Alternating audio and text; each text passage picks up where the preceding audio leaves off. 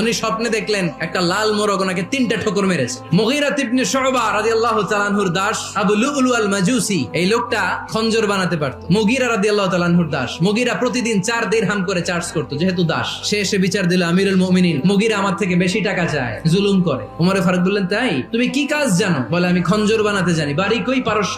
আরে তুমি খঞ্জর বানাতে জানলে তো 4 দিরহাম অনেক কম, সে তো আরো বেশি টাকা নেওয়া দরকার ছিল তোমার থেকে। আবু লুলুর এই কথা পছন্দ হয় নাই। সে কয়, ওমর তুমি সবারে দয়া দেখাও আর আমার ক্ষেত্রে কঠিন নিয়ম বানাইলা, দাঁড়াও এই নিয়ম তোমার আমি দেখাবো। এই রাগে সে বাড়িতে যে একটা খঞ্জর বানালো। খঞ্জর চিনেন? কিছুদিন আগে ওমানের সুলতান কাবুস ইন্তেকাল করেছে, জানেন আপনারা? ওনার এই কোমরের মধ্যে খঞ্জর থাকতো, ছবিতে দেখছেন? আরব শায়েখ যারা সুলতান আমির, সে বাসায় যে একটা খঞ্জর বানালো, যেই খঞ্জরের 2 মাথা আর ধরার হ্যান্ডেলটা মাঝখানে, এদিকেও ছুরি এদিকেও ছুরি, যাতে এইভাবে মারা যায়। সে ধার দিতে লাগলো আর বললো, ওমর দাঁড়াও তোমার আমি দেখাবো। ওমর ফারুক মসজিদে নববীর ইমাম, ফজরের নামাজের সময় এই আবু লুলু আল মাজুসি চাদর পরে লুকিয়ে লুকিয়ে, সে অগ্নি উপাসক, মুমিন নয়, ওমর ফারুককে অ্যাটাক করার জন্য গেলেন। তখন ওনারা অন্ধকারে নামাজ পড়তো। নামাজের সময় যখন হলো, লুকিয়ে লুকিয়ে প্রথম কাতারে ওমর ফারুকের পিছনে মুয়াজ্জিনের পাশেই দাঁড়ালেন, হাতে খঞ্জর। একামত হলো, ওমর ফারুক সালাত শুরু করলেন, ফজরের সালাত, আল্লাহু আকবার শুরু করলেন, সূরা ফাতিহা বললেন। আরেকটা সূরা যখন পড়তে যাবেন, in the mean time Abu Lulu এই খঞ্জর নিয়ে ওমর ফারুকের বুকের মধ্যে 3টা স্টেবিং করলেন। একটা মারলেন নাভির নিচে,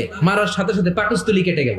আরেকটা মারলেন পাজরে, পাজর ছিঁড়ে গেল। 3টা মারার পরে ওমর ফারুক বললেন, কাতালানি আল কালব, এক কুকুর আমাকে মেরে ফেলেছে। পেছন থেকে এক সাহাবীকে টান মেরে সামনের দিকে নিয়ে গেলেন, তুমি নামাজের ইমামতি করাও। আর ওমর ফারুককে বাকিরা ধরাধরি করে পেছনে নিতে আরম্ভ করলেন। আর এই আত্মাই আক্রমণ যে করেছে, সে কাতারের মাঝখান দিয়ে যেতে আরম্ভ করলো আর 2 দিকে ছুরি মারতে আরম্ভ করলো। 13 জন সাহাবীর গায়ে ছুরি মেরেছে, 7 জন সাহাবা স্পট ডেথ, জায়গায় মৃত্যু।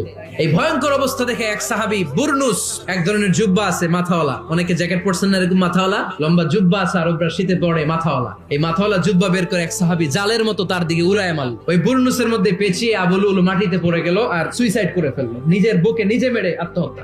যে সাহাবীকে ইমামতির জন্য দাঁড় করালেন, উনি ছোট্ট সূরা দিয়ে প্রথম রাকাতে সূরা আল কাউসার, দ্বিতীয় রাকাতে সূরাতুল ইখলাস দিয়ে নামাজ শেষ। ওমর ফারুক বেহুশ, সবাই কান্নাকাটি করতেছে, সবাই দেখতে গেলেন, এখন হুঁশ ফিরে না। মুখের মধ্যে, মুখ খুলে রাষ্ট্রের চিকিৎসক মুখের মধ্যে দুধ দিলেন, ওই নাভি দিয়ে দুধ বের হয়ে যায়। তারা বললো, ওনারে বাঁচানো সম্ভব না, দেখেন হুঁশ ফিরে কিনা। হুঁশ ফিরলে ওনার পরে কে আমির হবে, উনি যেন প্যানেল ঠিক করে দিয়ে যায়। সবাই তাকিয়েছে ওমর ফারুকের চোখের দিকে। আল্লাহর মেহেরবানিতে ঘন্টা খানিক পরে উনি চোখ খুললেন। চোখ খোলার পরেই বলেন নাই, ও মা আমি মরে যাই। চোখ খোলার পরে উনি বলেন নাই, কে মারলো আমারে। চোখ খোলার পরে উনি বলেন নাই, আমার পরে নেতা কে হবে। চোখ খোলার পরে সর্বপ্রথম কথাটি ছিল, আসল্লান নাস, আমার নেতৃত্বে যে ফজরের নামাজটা